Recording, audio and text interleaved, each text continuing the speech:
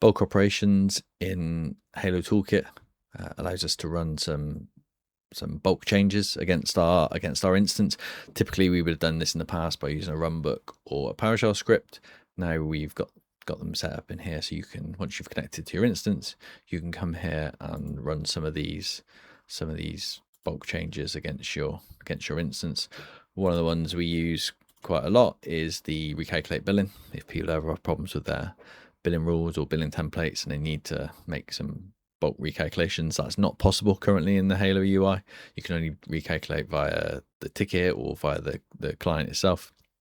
But this will allow us to recalculate all the actions / tickets that are either in awaiting review time or ready for invoicing labor, ready for invoicing project. So to do something like that, we can just select the area we want to bulk recalculate. If we click test in these, it will give us a bit of a pop-up and tell us how many records are going to be affected.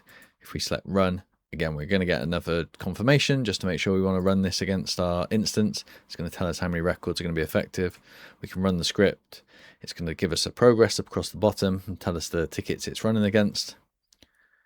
And then it's going to pop up, tell us it's successful. Any errors will also pop up and tell us where it possibly went wrong and what happened. And yeah, that's how all these scripts tend to work very similarly. You do need to keep your browser session open when you're running a larger script. So as the progress bar goes across the screen, if you close the browser, that's gonna stop it. It's gonna run live in your browser.